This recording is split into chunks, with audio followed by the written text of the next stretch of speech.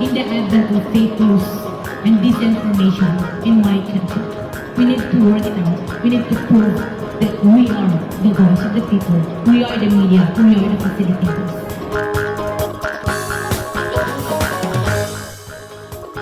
Ania na ang mga balita nga nahagpat sa Newsline Philippines Information Center. Ako si Paul Palacio. Tutok na!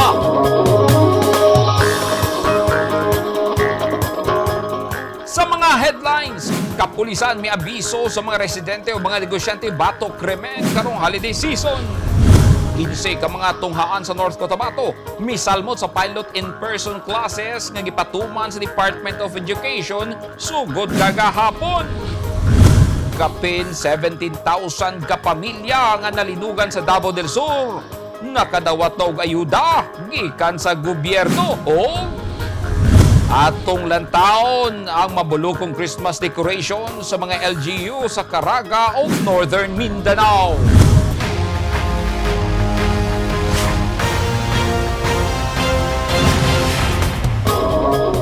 Sa detalye sa ato mga balita, tungod sa paspas nga pagsaka sa presyo sa gasolina o krudo sa mga milabay nga mga bulan, nagbagot-bot ang katawhan kay taliwala sa pandemya, mga presyo sa palaliton misaka usab apan kaganiha, dunay gihimong oil price rollback. Unsa ang reaksyon niini sa mga motorista? Sayron ta sa report ni Eugene Hinutan. Gikalipay sa driver nga si R. Grace Diniano ang big time rollback sa presyo sa mga produktong petrolyo karong adlaw. Kay sumala niya, arang-arang karon nga dunay big time rollback kung itandi sa milabay mga semana, igo ra padulong sa gasolina ang iyang kita sa pagpamasada. Karon ba dyan rollback kung balik niya perter nga. No, lipay 2 pesos pero sa tinuod lang mas dako ang rollback, mas dako ang taas, gamay kay rollback. Ang kuya lang sa pag-abot sa pila ka semana mo taas sa po siya. Nya pila ra rollback, 2 pesos ra rollback ron. Nalipay sab ang food delivery rider nga si Leo Kalumpang kay dako kini og matabang sa iyang gasto sa gasolina, labi na kay kada adlaw siyang magtuyok-tuyok sa syudad. Dako kay tabang sa mua oy, kay namo ko yung sarili motor. Kanang adlaw-adlaw ko nagatubil, dako kay tabang kay katong niagi nga grabe to. Imbis pamugas na mo dito sa gas mi butang. Alas 6 kaganyang buntag, Disyembre 7, nagpatuman ang mga dagkong kumpanya sa lana ug mga big time rollback sa presyo sa mga produktong petrolyo. Tungod sa big time rollback sa presyo sa mga produktong petrolyo, karong adlaw gikalipay kini sa mga motorista, sanglit sa milabay mga semana, mingaab sila tungod sa pag-usbaw sa presyo niini. Sa gipagawas nga advisory, nagpatuman og big time rollback ang Philippine Shell Petroleum Corporation sa ilang mga presyo sa matag litro. 2 pesos ug 40 centavos ang sa gasolina, 2 pesos ug 65 centavos ang diesel ug 2 pesos ug 70 centavos ang kerosene. Aduna usab price adjustments ang ubang kumpanya sa ilang produktong petrolyo. Kahinumduman nga niadto milabayng semana, misirit ang presyo sa gasolina ug krudo tungod kay nahadlok ang katawhan sa gibaniog nga ang bakuna kontra COVID-19 dili makadepensa kanila batok sa kagaw sa Omicron. Nagpugong ang mga kapitalista sa ilang kwarta kay mahadlok sa epekto sa Omicron apan human sa 7 ka adlaw. Matud sa ubang kumpanya, nibalik ang investor confidence, hinungdan nga mikanaog ang presyo sa lana. Nang hinaot ang mga driver nga sama ni Diano ug Kalumpang nga unta mabalik na sa normal ang presyo sa mga produktong petrolyo ug muluag na ang restriction aron manormal na ang ilang pamasada. Kay matud nila, taas ang presyo sa lana apan pipila lang ang gitugutan nga mosakay sa ilang mga sakyanan tungod sa hulga sa pandemya. Eugene Hinutan, Newsline Philippines, Davao Region. Stay safe.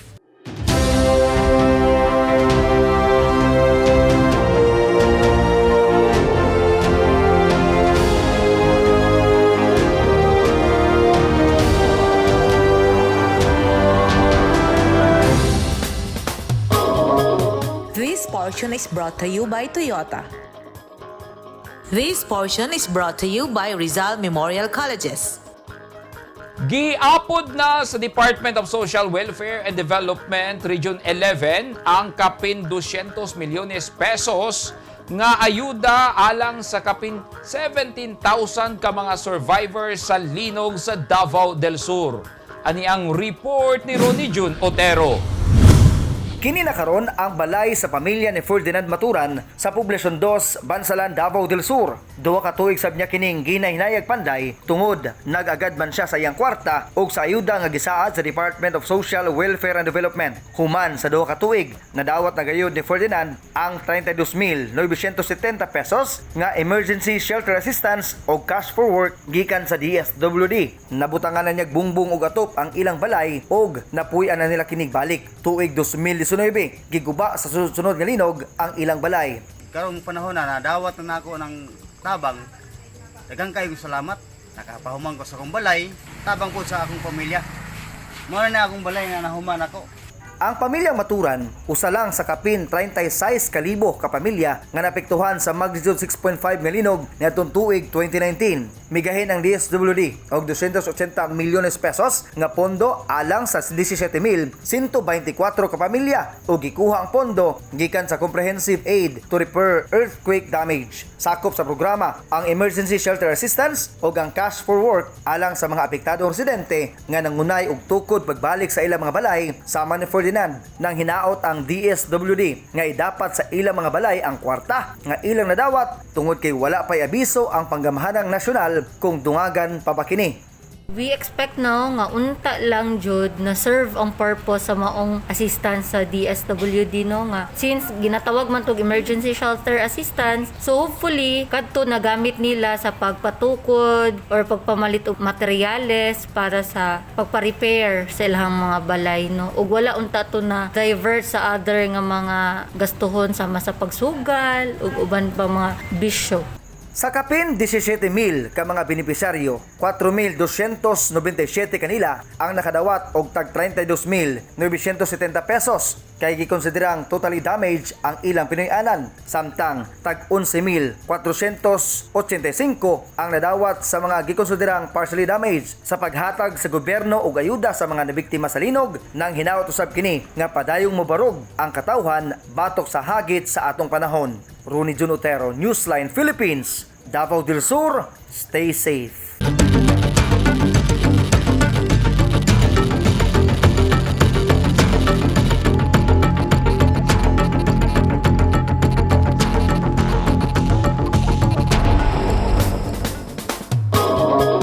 Kinse ka mga eskwelahan sa North Cotabato ang misalmot sa unang adlaw sa pilot in-person classes nga gisugdan lukop nasod kagahapon Disyembre 6, 2021. Lakip sa 15 ka mga eskwelahan ang Kapayuran Elementary School sa lungsod sa Pigkawayan. Kung asa 231 ka mga pupil sa kinder hangtod grade 3 ang misalmot. Gitunga sa tunghaan sa duha ka set ang mga pupil nga mosulod sa klase gikan alas 7:30 hangtod alas 11 sa buntag. Magpuli-puli silang sulod sa eskwelahan. Kung in-person ang klase sa unang set, mag-modular ang ikaduhang set. 22 ka mga classroom ang gigamit sa in-person classes nga limitado lang sa 15 ka mga pupil.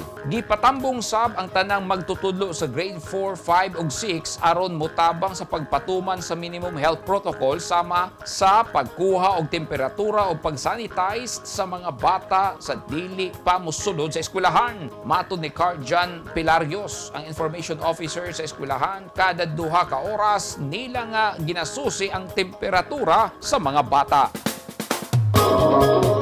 At tangi! Kapulisan, todo bantay na rumapugngan ang krimen karong holiday season. Og Eiffel Tower, atraksyon karon sa Christmas decoration sa Municipal Hall sa Carmen, Agusan del Sur.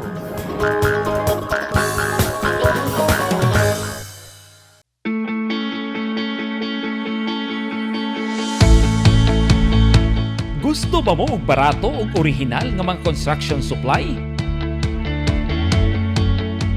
Sa kadaghan sa imong pilian, all-in-one ang imong pagpamalit. Tara na sa 3M1 ug T-Square Lumber and Construction Supply na himutang sa daang Hardika, Lanao ug Dayo Street, Kidapawan City. Naging mapaghamon ng taong 2020 sa bawat Pilipino at sa Philippine Charity Sweepstakes Office. Nakapanlulumo at nakapanghihina, ngunit hindi tayo kapwa susuko. Mula noon, ngayon at sa hinaharap. Asahang makakasama ninyo ang PCSO sa pagbangon ng Pilipino sa anumang pagsubok. We will get through this crisis as one nation. Ang mga taong dunay mga ginahambin nga mga grabing mga balatian o comorbidity, hilabi na ang mga senior citizen, sila ang mas delikado nga maigo sa coronavirus disease COVID-19. Busa dubling pag-amping ang himuon og tambali ang mga ginahambin nga mga sakit. Ang pagtumar sa Bilongga Gold Herbal Capsule is a food supplement makatabang aron mapunggan nga musamot ang mga balatian. Turmeric uluyang dilaw ang nagunang sagol sa Bilongga Gold. Gisagulan og sodium ascorbate o vitamin C aron mas mulig-on ang immune system. Ang Bilongga Gold Herbal Capsule mapalit sa mga butika.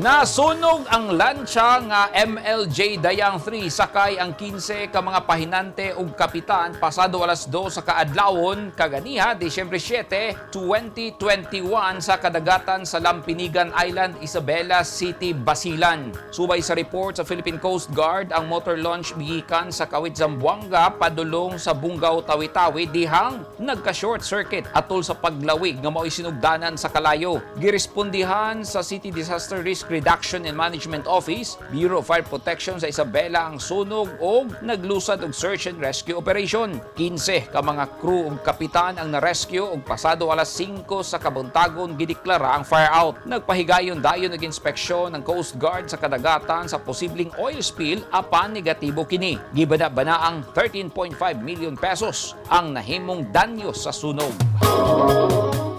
Gipakusgan karon sa kapulisan sa Bansalan, Davao del Sur ang ilang pagbantay sa lungsod sama na lang sa police visibility aron mapugnan ang krimen labi na karong holiday season. Ning bag-o lang usa ka tindahan ang gilungkab sa lungsod. Ani ang report ni Ronnie Jun Otero. Giplastar na lang sa tag-iya sa gamayng tindahan nga si Jonaliza Polo kaganiha ang iyang nabiling baligya nga nimutang sa bus stop sa lungsod sa Bansalan, Davao del Sur. Gilungkab ang iyang tindahan kagabi sa wala pa mailang mga kawatan o gikuha ang iyang halin nga mukabat sa kapin 2,000 pesos. Gapil pa og dala sa mga kawatan ang kinaha nga mga sigarilyo. Ang kawatan mayagi sumala pa sa tapad nga tindahan niini, sang litra pa lang ang sirado sa mga tindahan sa lugar. Kumpiyansa ra sila kay wala sukad sila makawatan sulod sa taas nga panahon nga ilang pagpaninda.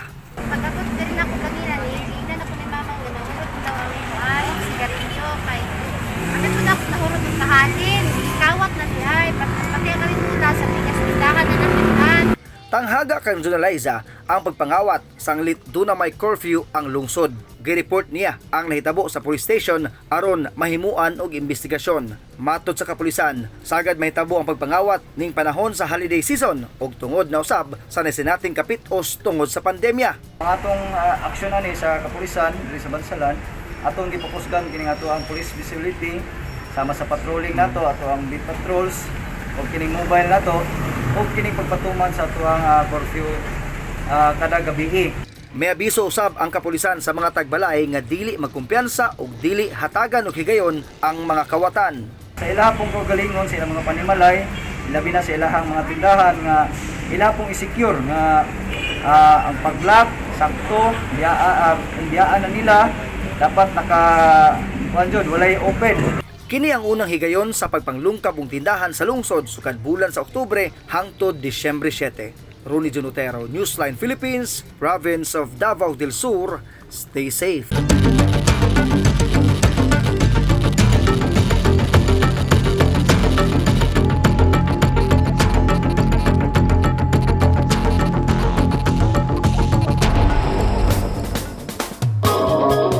Kung resistensya bato coronavirus disease 19 ang istoryahan, taas na og level sa immunity ang mga Pilipino kumpara sa ubang nasod sa Asya.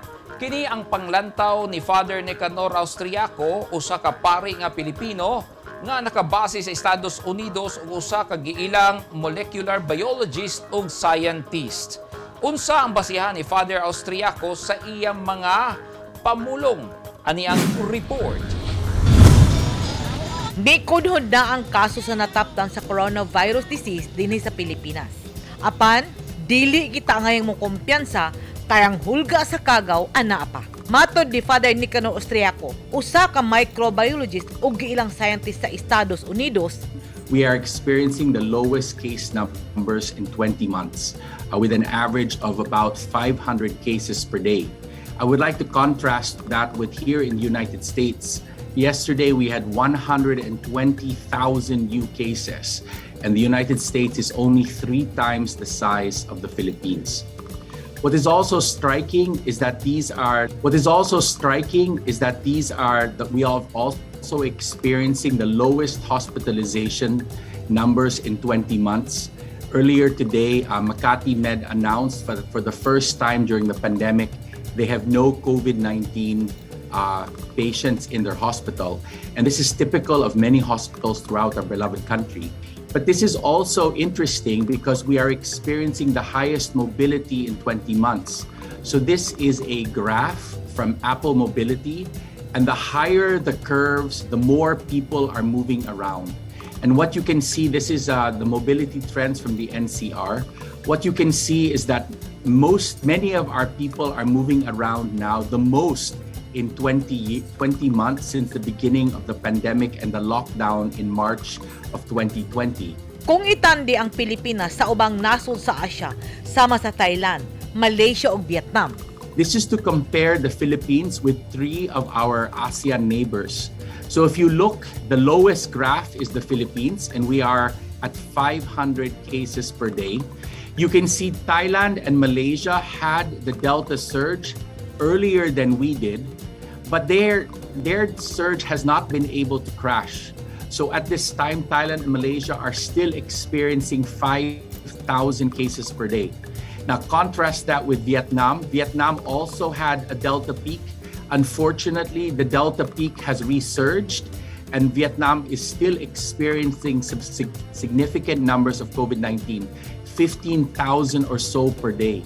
Now, the reason why these 4 different countries have experienced different pandemic curves is probably because, as you can see, the Philippines experienced, unlike these 3 other countries, substantial waves of previous variants. So especially the Alpha Beta variant, which struck our beloved country in March and April of this year.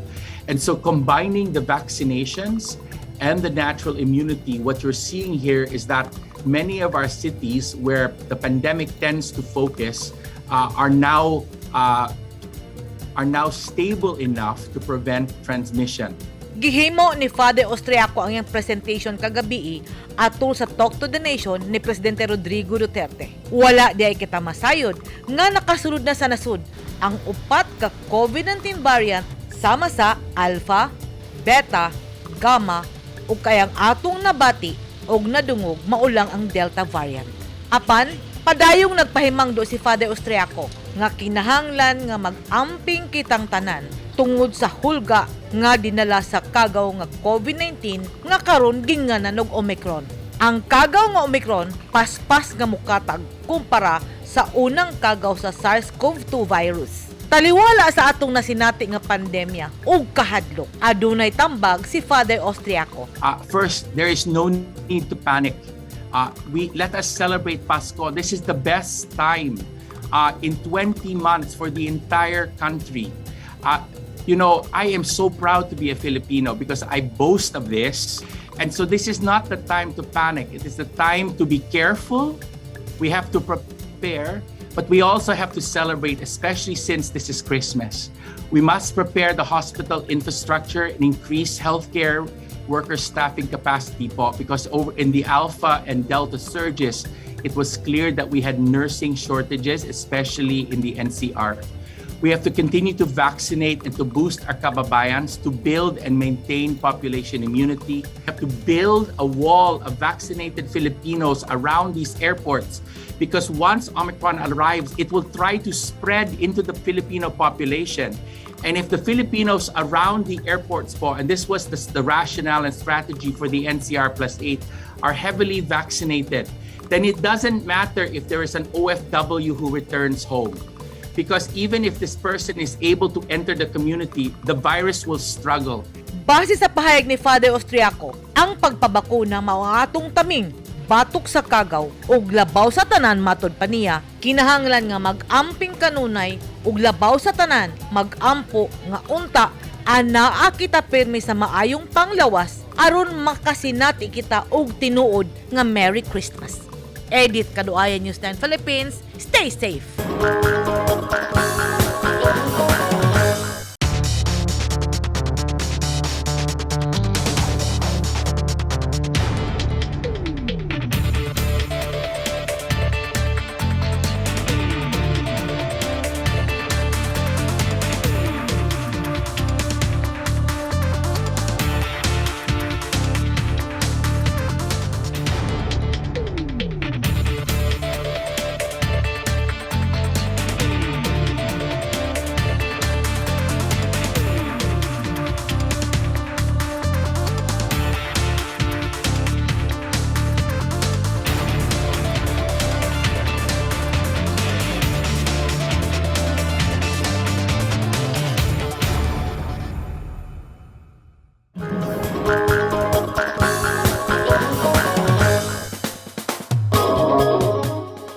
Good news alang sa mga estudyante o mga trabahante kay ugmang adlaw gideklara sa Malacañang ang special non-working holiday.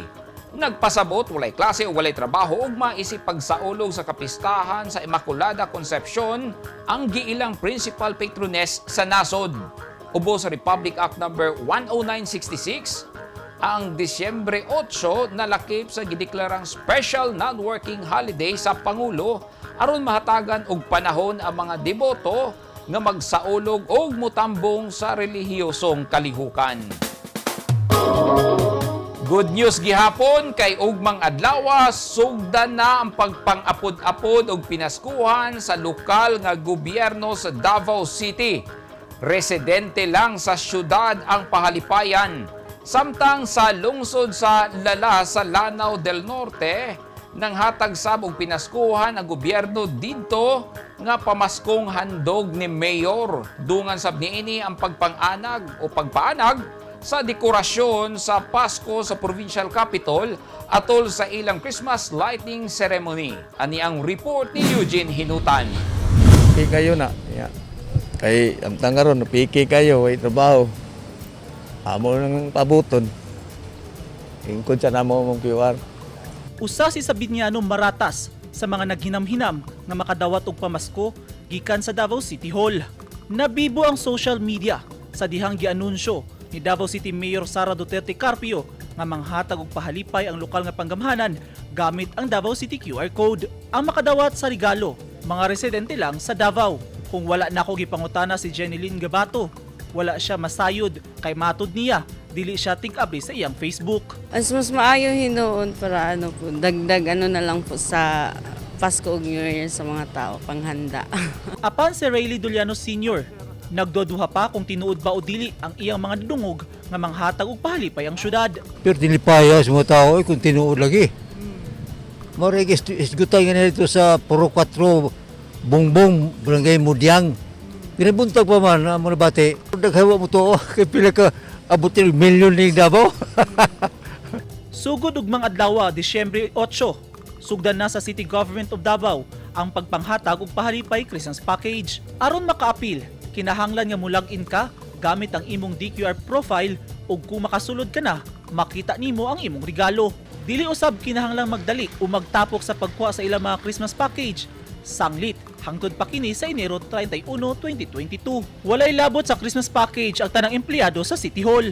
Samtang sa Lanao del Norte, sangko sa langit ang kalipay sa mga nakadawat og pamaskong handog ni Mayor. Gisugdan niya tong Disyembre 2 sa lokal nga panggamhanan ang pangpaghatag og mga regalo sa ilang mga residente. Ang mga nilinya nakadawat og bugas og Noche Buena package. Giagi sa matag purok, sa matag barangay ang pag-apod-apod sa mga regalo. Gipahibalo sa LGU nga pwedeng mangutana ang mga residente sa ilang mga purok leader aron masayran nila kung unsang adlaw naka-schedule ang ilang lugar. Nagpasalamat ang katawhan sa barangay sa Dilabayan, Libertad ug Lapayan human nila madawat ang ilang mga regalo gikan sa lokal nga panggamhanan. Kagabi, gipasigan na ang mga Christmas lights palibot sa ilang provincial capital sa Lanao del Norte.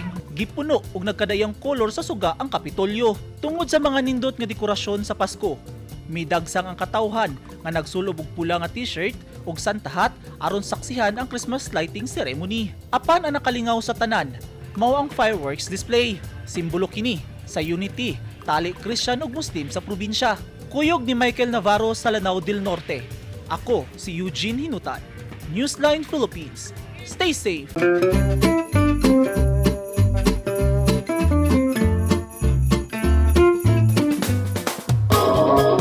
Nakahatag og kalipay dili lang sa mga residente kundi lakip sa mga motorista nga mulabay ang mabulokong paghayag sa Municipal Hall o plaza sa lungsod sa Carmen, Agusan del Norte nga napuno sa mga dekorasyong pampasko.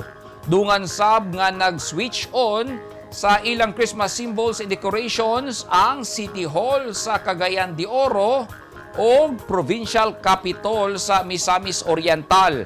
Samtang sa Police Regional Office 13, gibida ang 20 feet nga Christmas tree sulod sa kampo. Ani ang report ni Charmaine Awitan.